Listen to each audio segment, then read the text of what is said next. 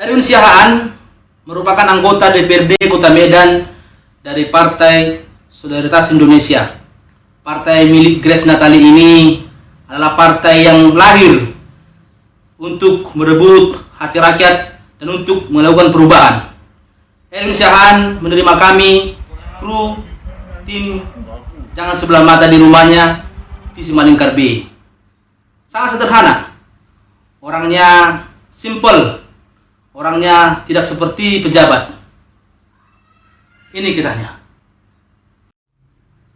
Mungkin sebagian orang melihat profesi ojek online adalah profesi yang dianggap sebelah mata. Namun bagi Erwin Siahaan, saat melakoni ojek online, dia membuktikan dirinya bahwa dia mendengar aspirasi masyarakat hingga akhirnya dia duduk menjadi anggota DPRD Kota Medan dari Partai PSI. Ini kisahnya bersama kami. Jangan Sebelah Mata, buka mata lebar-lebar. Bang, bisa cerita dulu bang, waktu abang dulu Grab online di Kota Medan. Ya. Ada suka dukanya jadi Grab online dulu. Saya sebenarnya seorang driver nih.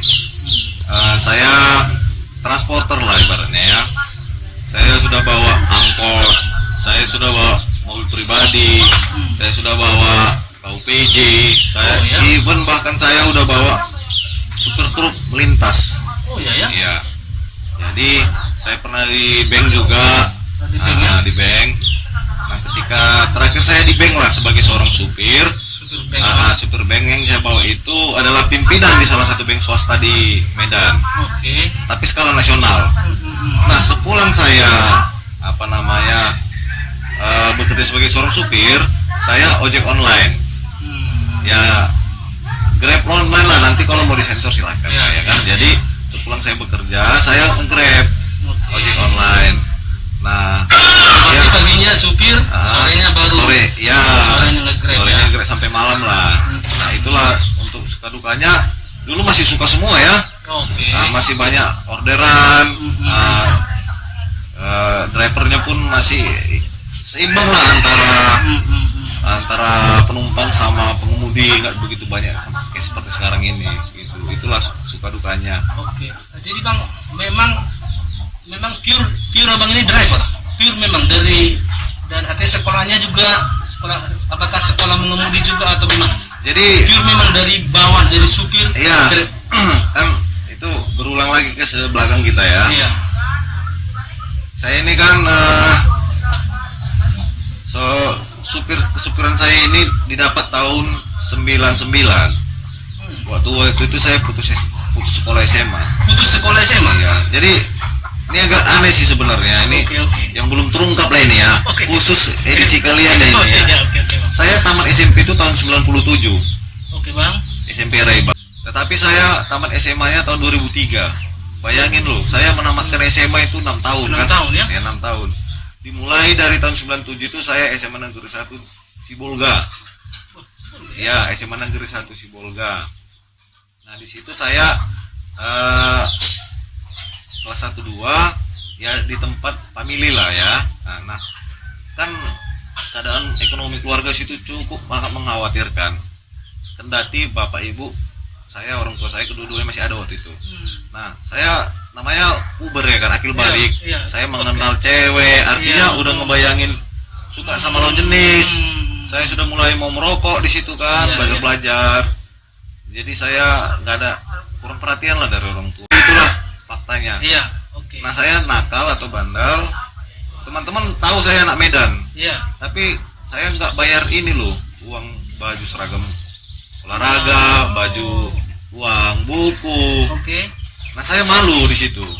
Nah, saya bolos lah karena ditagih. Nah, ketika ditagih saya bolos, langsung datang surat peringatan. Nah, ya keluarga saya di situ kan marah, keluarga yang di kampung di Sibolga. Terus saya pindah di keluarga lainnya. Nah, tetap di Sibolga. Tapi ya saya nakal lah memang di situ. Kendati waktu SMP saya juara terus loh.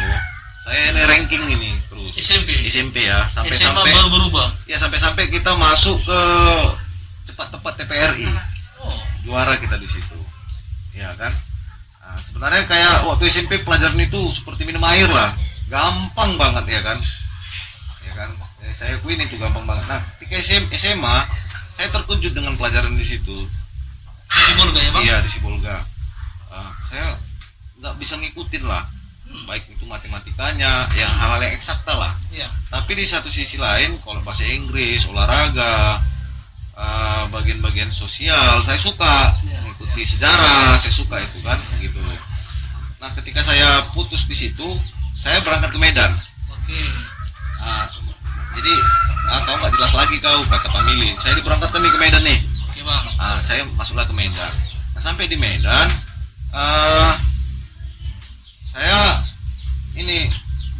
saya daripada kayak gini ngapain ya? Saya ditempatkanlah di salah satu family di Medan, usaha bunga pengantin, floris. Sekolah nggak lagi? Sekolah nggak lagi nih, Oke. ya kan?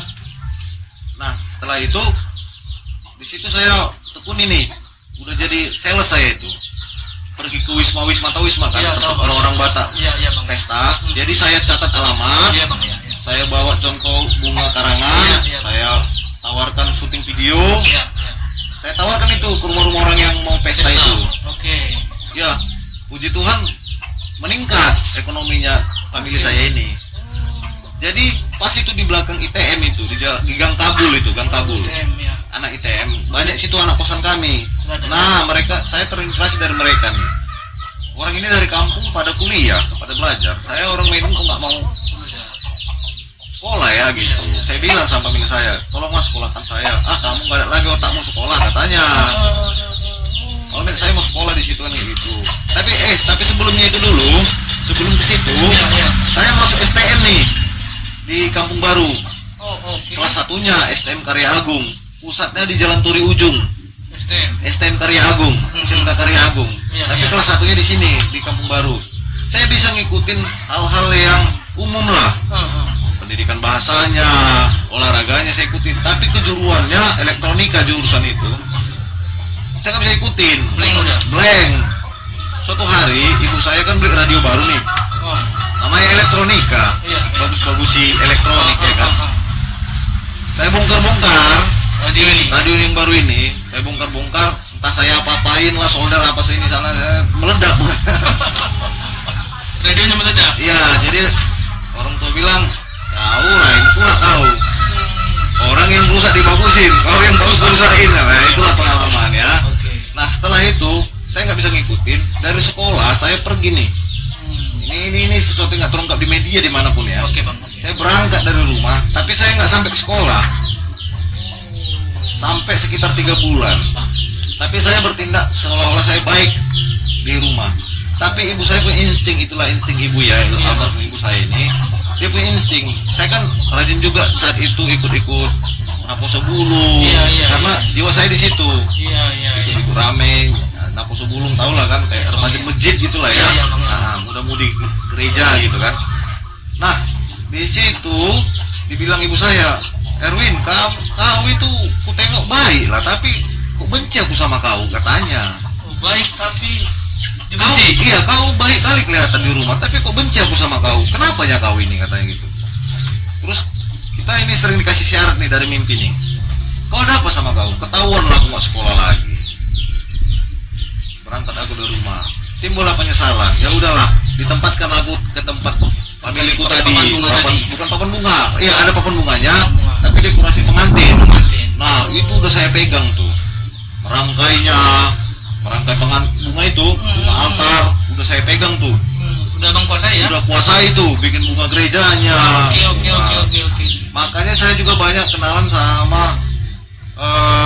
tukang foto, penyanyi-penyanyi yang lama-lama, Badra Gas Band, New Papas Band, saya tahu semua tuh. Karena kita main juga di Wisma Taman Sari, Sudirman, yang di ini apa GKPI, saya udah dari situ tuh. Berarti modal nyetir itu dari situ ya? Ya, jadi karena famili saya ini kan sibuk nih, mereka punya ada hijat limper, hijat 55. Nah, jadi di situ bukan ketepatan lah, memang yang punya ini famili saya ini konsentrasi juga dia di dalam rumah singgah sosial anak-anak terlantar. Di situ udah mulai ikut dia main sosial gitu kan. Nah, di situ adalah difasilitasi anak-anak ini kayak bekal, kayak menyetir, kayak nyablon, menjahit. Ya, di situ saya udah berkenalan sama anak jalanan nih. Nah, saya dapat fasilitas disuruhlah nyetir. Namanya Sumatera Jadi Jaya. Demikian kisah pertama bersama Erwin Syahan. Jangan pernah sebelah mata. Meski supir, ada kisah yang menarik dalam hidup dia.